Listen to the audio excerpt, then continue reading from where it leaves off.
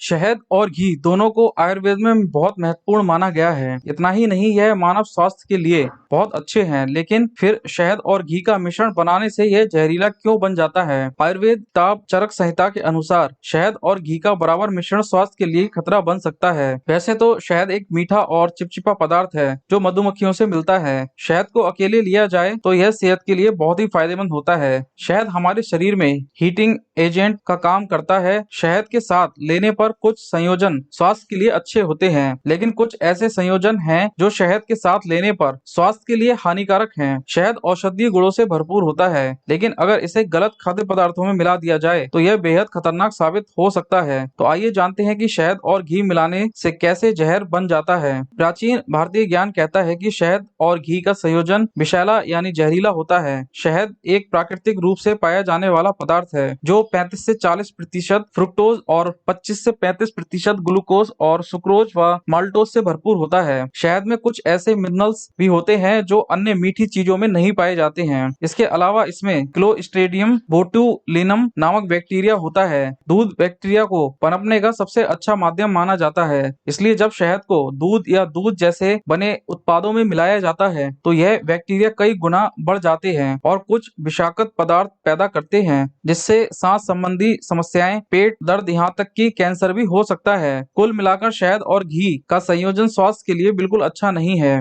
आपको आश्चर्य होगा कि अगर घी और शहद को मिलाकर जहर बनता है तो पंचामृत बनाते समय इसका उपयोग क्यों किया जाता है? दरअसल पंचामृत 5 पदार्थों से मिलकर बनता है, जिसका उपयोग पूजा के दौरान अभिषेक करने के लिए किया जाता है। बाद में इसे प्रसाद के रूप में परोसते भी हैं। इसे बनाने में आमतौर से दूध, दही, शहद, घी और चीनी का इस्तेमाल होता है। पंचामृत के जहरीले न होने का कारण यह है कि घी और शहद को समान अनुपात में नहीं मिलाया जाता है। इसके अलावा पंचामृत को प्रसाद के रूप में बांटते हैं, इसलिए इसका सेवन बहुत कम मात्रा में होता है। आमतौर पर बस 1 चम्मच लिया जाता है, जिससे शरीर को कोई नुकसान नहीं होता है। आयुर्वेद में कहा गया है कि घी और शहद बराबर मात्रा में मिलाकर सेवन करने से शरीर के लिए हानिकारक आहार बन जाता है, जिससे त्वचा रोग, फोड़े, पाचन रोग, बुखार, पाइल्स और यूरिनरी डिसऑर्डर जैसी समस्याएं हो सकती हैं। घी सेहत के लिए अच्छा माना जाता है। यह दूध, protein, omega 3 fatty acid, healthy fat, vitamin A और ब्यूटरिक एसिड जैसे पोषक तत्वों से भरपूर है। यह सभी पोषक तत्व हमारे समग्र स्वास्थ्य को बढ़ावा देने के लिए बहुत जरूरी हैं। दाल, करी, सब्जी, यहाँ तक कि खिचड़ी में भी सिर्फ 1 चम्मच देसी घी मिलाने से इनका स्वाद बढ़ जाता है। आप शायद ना जानते हो, लेकिन चावल और रोटी में हाई ग्लाइसेमिक इंडेक्स को कम करने के लिए 1 चम्मच घी को मिलाना अच्छा तरीका है। बता दें कि घी न केवल डायबिटीज रोगियों के लिए फायदेमंद है, बल्कि यह नेचुरल लैक्सोटिव